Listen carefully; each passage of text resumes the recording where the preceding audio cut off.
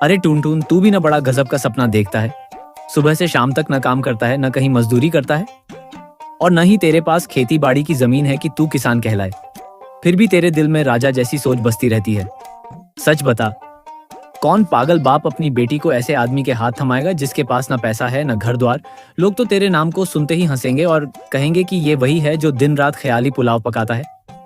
देख मेरे भाई, तेरा मुझे नीचा दिखाना मुझे रोक नहीं सकता, क्योंकि मैं जानता हूं कि ऊपर वाला हर किसी का हिसाब रखता है और जोड़ी भी वही बनाता है। टून की शादी को रोकना मुश्किल ही नहीं, नामुमकिन है। बस एक बार पंडित जी और ससुर जी मान जाएं। अभी मैं गरीब हूं, लेकिन इसका मतलब ये नहीं कि मैं हमेशा गरीब रहूंगा। ये वक्त मेरा ऑडिशन है। जैसे कलाकार फिल्म से पहले टेस्ट देता है, वैसे ही मैं जिंदगी की परीक्षा दे रहा हूं। और असली मौका तो तब मिलेगा जब ऊपर वाला कहेगा कि बेटा टून, अब तेरी कहानी शुरू हो। तेरे सपने हैं बड़े बड़े, पर जेब तेरी है बिल्कुल खाली।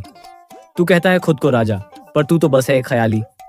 अरे ओ टून महाराज, तू तो ऐसे बोलता है जैसे तेरी जिंदगी कोई फिल्म हो और भगवान तेरा डायरेक्टर बना बैठा हो। पर जरा आंख खोल और चारों ओर देख। यहाँ लोगों को वही इज्जत मिलती है जिनके पास पैसा है, जिनकी जेबें भरी हैं और जिनकी जमीनें लहलहा रही हैं। तू तो बस बातों के सहारे जी रहा है। ये ऑडिशन वाली बात सुनकर तो अब लग रहा है तू सपना देखकर पागल हो गया है।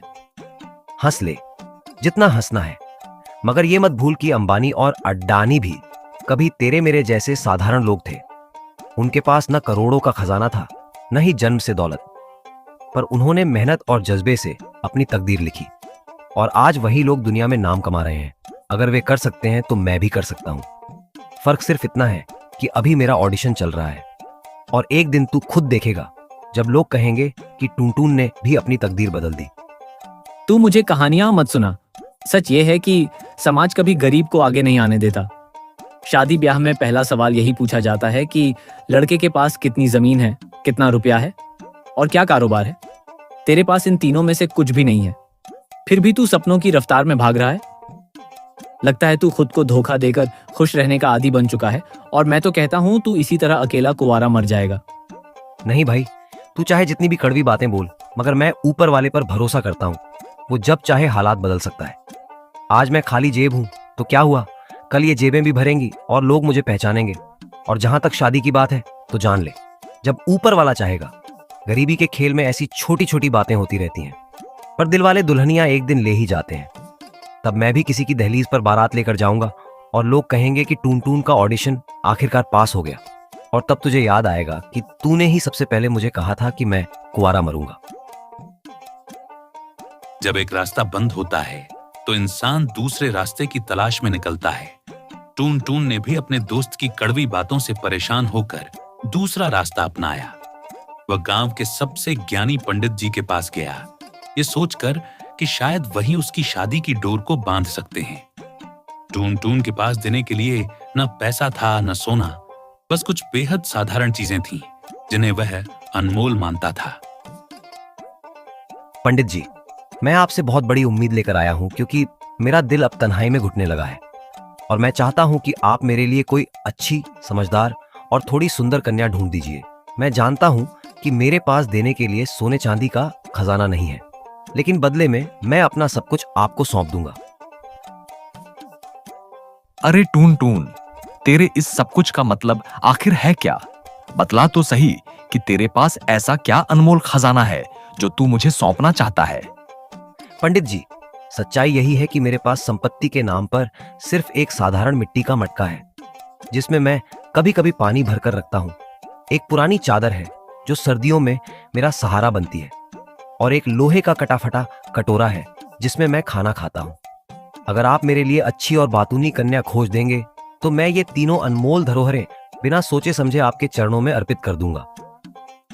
अरे ओ टून महाराज, तूने क्या मुझे किसी सड़क के भिखारी जैसा समझ रखा है जो मिट्टी का मटका, फटी हुई चादर और जंग लगा कटोरा लेकर तुझ पर खुश हो जाएगा?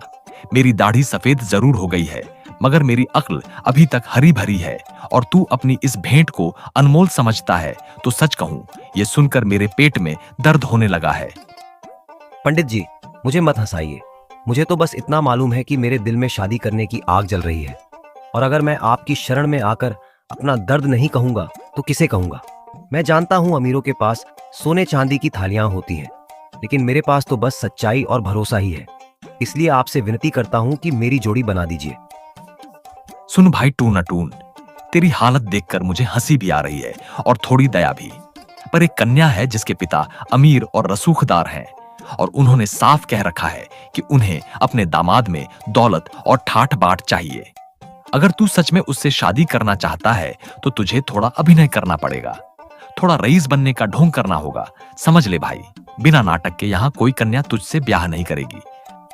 वाह पंडित जी, आपने तो मेरी आंखों के सामने नई उम्मीद की किरण जला दी। मैं तैयार हूं नाटक करने के लिए, चाहे मुझे बनावटी कपड़े पहनने पड़े या अमीर जादों जैसा दिखना पड़े, मैं सब करूंगा।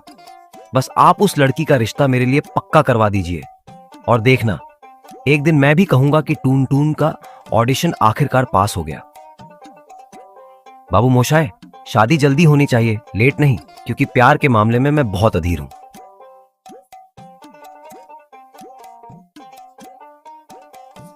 पंडित जी, जरा आप मुझे बताइए कि आखिरकार यही है वह लड़का जिसके बारे में आपने फोन पर मुझे बड़े बड़े कसीदे पढ़कर सुनाए थे? यही है वह नौजवान जिसके बारे में आपने कहा था कि इसके पास एक शानदार आलीशान बंगला है और जिसके आंगन में सोने के बर्तन में पानी पिया जाता है, लेकिन यहाँ तो चारों तरफ टूटी फूटी दीवारें और छप्पर से टपकता पानी दिख रहा है। अरे अरे नहीं नहीं ससुर जी, आप गलत समझ रहे हैं।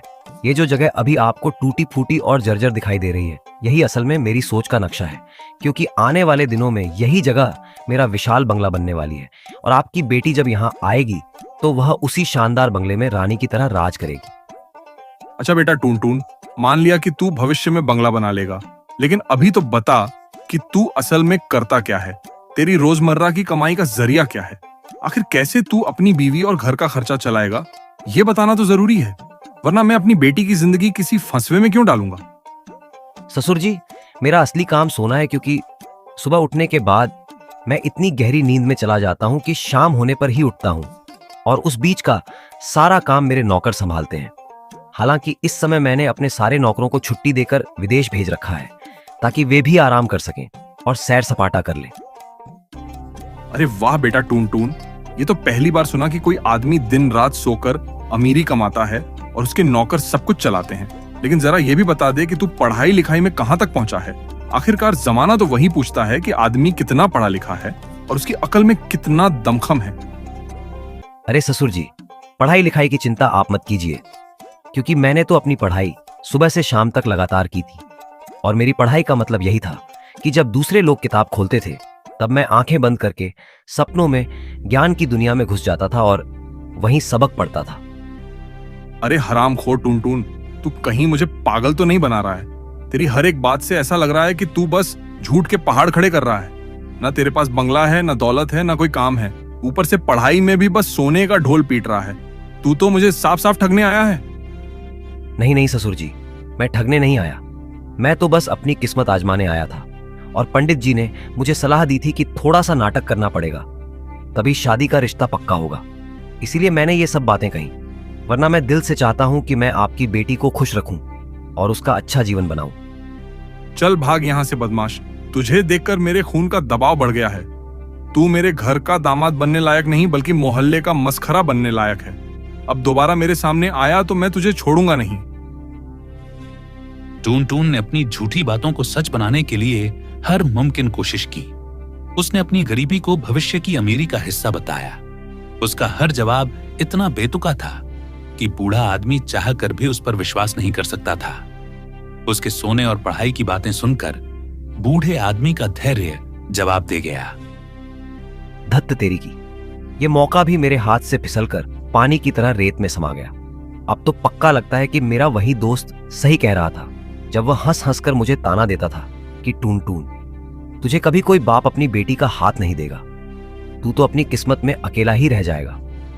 क्या मुसीबत है रे भाई, जब भी मैं कोई उम्मीद की डोर पकड़ता हूं तो वह बीच रास्ते में टूटकर मुझे गिरा देती है। अब तो सोचता हूं कि अगर अगली बार मेरा वही दोस्त आया और फिर से मेरी बजाने बैठ गया तो शायद मेरा दिमाग फट जाएगा। उसकी बातें सुनने से अच्छा है मैं खुद अपनी कब्र खोद लूं। यह मनहूस गांव भी मुझे अब जहरीला लगता है। हर गली, हर घर और हर मोड़ मुझे यह याद दिलाता है कि यहाँ मेरे लिए ना तो कोई काम है और ना कोई इज्जत। अगर मैं यहाँ रहूंगा तो रोज बस मजाक का पुतला बनता रहूंगा इससे अच्छा तो यही होगा कि मैं इस गांव को छोड़ दूं और कहीं दूर चला जाऊं।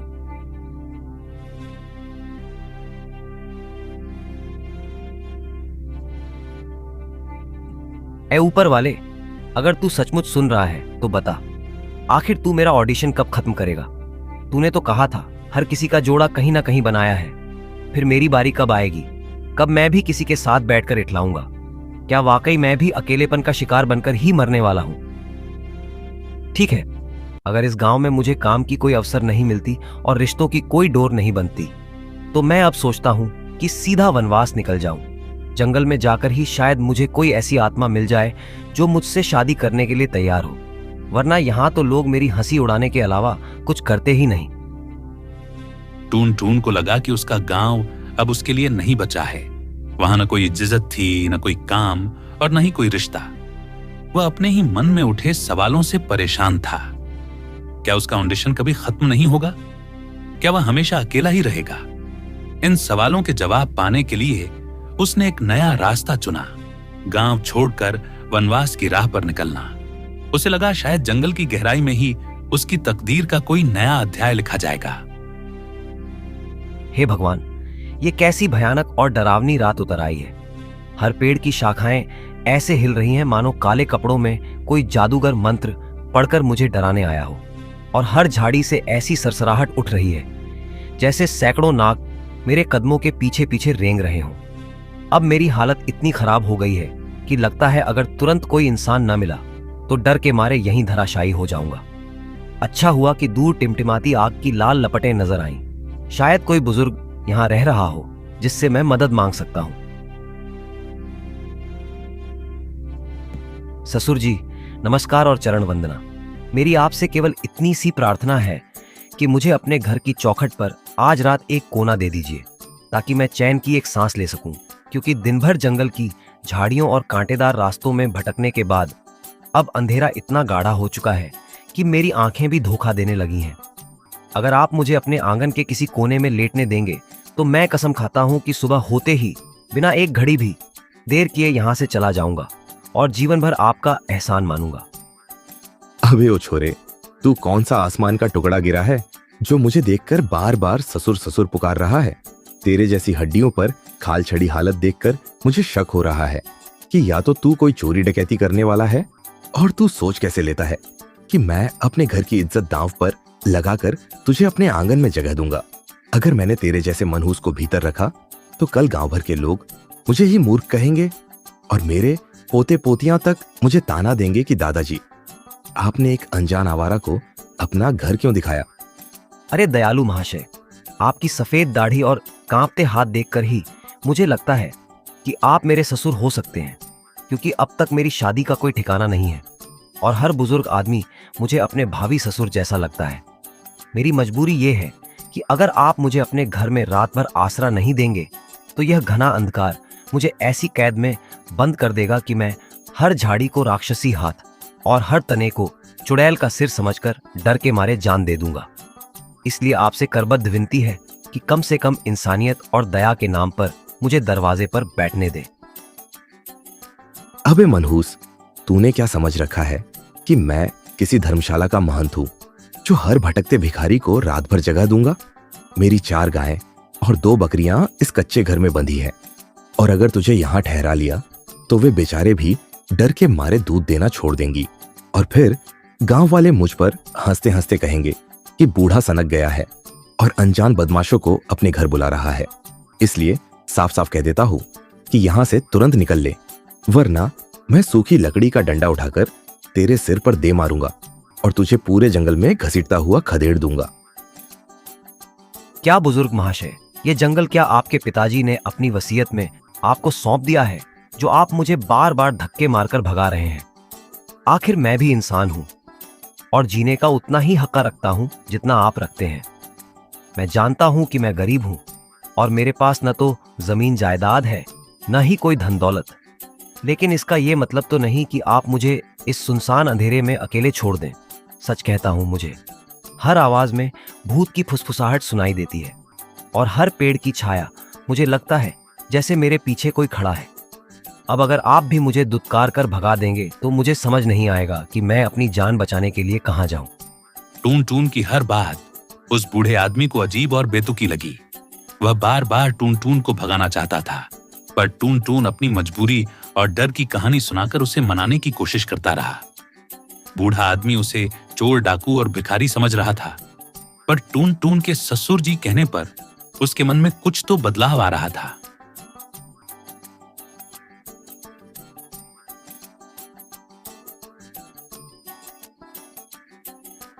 बेटी मिश्री, अभी तो मेरे जीवन की सबसे विचित्र घड़ी है। सोचो तो जरा कि यह लड़का ना जाने कहां से भटकता हुआ आया और मुझे बार बार ससुर जी कहता रहा। पहले तो मैंने इसे डांटकर भगाना चाहा, लेकिन जैसे ही मैंने इसके भोले चेहरे और मुफ्तखोर अंदाज को देखा तो मेरे मन ने कहा कि यही तो वह दामाद है जिसकी मैं तलाश में था, क्योंकि यह न केवल गरीब और भोला है बल्कि ऐसी मूर्खता से भरा है कि इसके रहते रहते हमारा घर कभी उदास नहीं होगा। अब बता मिश्री, क्या मैं इसे अपने घर में रात भर रुकने दूं और इसे अपनी चौखट का मानकर अपने आंगन का हिस्सा बना दूं? क्योंकि इसने मुझे बार बार इतना जोर देकर ससुर कहा कि मेरा दिल भी मानने लगा है कि यह वास्तव में तेरा भावी पति ही है। और मैं सोचता हूं कि अगर कल शाम तक मैं तुम्हारा विवाह इसके साथ करवा दूं तो मेरी बूढ़ी आत्मा को सच्ची शांति मिल जाएगी। पिताजी, यह भी कोई पूछने की बात है कि इतनी अंधेरी रात में अगर कोई हमारे दरवाजे पर आकर आश्रय मांगे और हम उसे ठुकरा दें तो यह हमारे खानदान की इज्जत पर धब्बा होगा। इसलिए मुझे तो यही उचित लगता है कि आप तुरंत उस युवक को भीतर बुलाएं और उसे भोजन पानी देकर सुलाएं, क्योंकि मुझे भी उसके हाव भाव से लग रहा है कि वह दिल का साफ है और आपके लिए जैसे दामाद की आप कल्पना करते रहे हैं वैसा ही वह सजीव रूप में आपके सामने खड़ा है। बेटी, तूने मेरे मन की बात कह दी। सच कहूं तो जैसे ही इस लड़के ने मुझे ससुर जी कहा वैसे ही मुझे लगा कि यह तो मेरे घर का ही आदमी है, वरना कोई अजनबी इतना अपनापन दिखा ही नहीं सकता। इसलिए अब मैं इसे भीतर बुलाकर इसका स्वागत करूंगा और फिर कल शाम से पहले तुम्हारे विवाह की सारी तैयारियां पूरी कर दूंगा, ताकि मेरे प्राण इस संतोष के साथ विदा हो कि मैंने अपनी बेटी को उसके दामाद के हाथों सुरक्षित सौंप दिया है। पिताजी, जैसा आप उचित समझें वैसा कीजिए। लेकिन सच बताऊं तो जब आपने कहा कि वह मुझे बार बार ससुर कह रहा था तो मेरे मन में भी अजीब सी लज्जा और हंसी का भाव जाग उठा। और अब जब आप कह रहे हैं कि कल ही हमारी शादी हो जाएगी तो मुझे लगता है कि शायद भाग्य ने इस अनजाने युवक को हमारे दरवाजे तक भेजकर हमारे जीवन की नई कहानी लिख दी है। मिश्री की बात सुनकर बूढ़े आदमी का दिल पूरी तरह से पिघल गया। उसे यकीन हो गया कि टून टून का उनकी दहलीज पर आना कोई इत्तेफाक नहीं था, बल्कि किस्मत का एक इशारा था। उसने तुरंत टून टून को भीतर बुलाया और उसका स्वागत किया। वह अब टून टून को सिर्फ एक मुसाफिर नहीं बल्कि अपने दामाद के रूप में देख रहा था। मिस्री और उसके पिता को लगा कि उनकी जिंदगी की नई कहानी शुरू हो चुकी है, जिसे खुद नियति ने लिखा था। अरे बेटा टुनटुन, रुको जरा, कहीं जाने से पहले मेरे सवाल का जवाब दे दो। दिल पर हाथ रखकर बताना, तुम्हें मेरी बेटी मिश्री कैसी लगती है? हाँ हाँ, साफ साफ बताना, कोई झूठ मूठ का नाटक मत करना। हे ससुर जी, आप भी बड़े खेली किस्म के आदमी हो, ये क्या सवाल हो गया? मुझे तो मिश्री जी बिल्कुल परी जैसी लगती हैं। उनका चेहरा देखो तो लगता है जैसे गंगा यमुना का पानी एक साथ छलक पड़ा हो। उनकी हंसी देखो तो लगता है जैसे आधे गांव का बिजली का बिल माफ हो गया हो। और उनकी चाल ढाल देखो तो लगता है जैसे भगवान ने खुद ध्यान लगाकर एक मूर्ति गढ़ दी हो। पर आप ये पूछ क्यों रहे हैं? कहीं आप मेरा ऑडिशन तो नहीं ले रहे ना? बेटा, बात यह है कि कल रात से तू मुझे बार बार ससुर ससुर कह रहा था, तो मैंने सोचा शायद भगवान ने तेरे मुंह से सच्चाई बुलवा दी हो। वरना भला कौन पागल बिना वजह हर किसी को ससुर कहता है? तो मन में ख्याल आया कि क्यों ना सचमुच मैं तेरा ससुर बन जाऊं और तू मेरी बेटी का पति बनकर यहीं रह जाए। ससुर जी, ये तो वैसा ही चमत्कार हो गया जैसा खेत में जंगली झाड़ बोने पर गेहूं उग जाए। मैं तो सोचता था ऊपर वाला बस मेरा मजाक उड़ाता है, लेकिन लगता है असल में मेरा रिजल्ट निकाल रहा था। देखिए ससुर जी, सच बोलूं तो आपकी बेटी तो हीरे जैसी है और मैं तो मिट्टी का लौटा हूं। पर अगर वो मुझे स्वीकार ले तो समझिए मेरी जिंदगी पास हो गई। पिताजी, आपने जो कहा वो सच है। कल रात से ही मैंने भी महसूस किया है कि टुनटुन जी बाकी सब लड़कों से अलग हैं। इनके पास महल, गाड़ी, नोटों की गड्डियाँ भले ना हो, मुझे वह सब चाहिए भी नहीं, पर इनकी बातों में सच्चाई और इनके स्वभाव में जो मासूमियत है वो किसी भी अमीरी से बड़ी है। और मुझे भी ये अच्छे लगने लगे हैं। अरे बेटा, खुश मत हो इतना। शादी कोई हंसी मजाक नहीं है। तू मानता है ना कि मेरी बेटी खूबसूरत है, तो अब उसकी हिफाजत करना, उसकी इज्जत करना और मेहनत करके दिखाना, वरना मेरी मुट्ठी तेरे पीठ पर बजेगी। हे भगवान जी, मतलब ऑडिशन का रिजल्ट आ गया और वो भी डिस्टिंक्शन से पास। मैं तो समझा था कि अभी मुझसे और डायलॉग बुलवाओगे, शायद डांस या गाना भी करवाओगे, पर आपने तो पूरा शो ही खत्म कर दिया। जय हो प्रभु की। और फिर वो पल आया जब टून टून को यकीन हो गया कि उसकी परीक्षा पास हो गई। उसने हंसते हुए ऊपर वाले को धन्यवाद दिया, जिसने उसकी कहानी को एक ऐसे मोड़ पर ला दिया जहां एक बार फिर सपनों ने हकीकत का रूप ले लिया। ये सिर्फ एक शादी का रिश्ता नहीं था, बल्कि टून टून के विश्वास और संघर्ष की जीत थी। आज उसका ऑडिशन पास हो गया था और उसकी जिंदगी की असली कहानी अब शुरू होने वाली थी।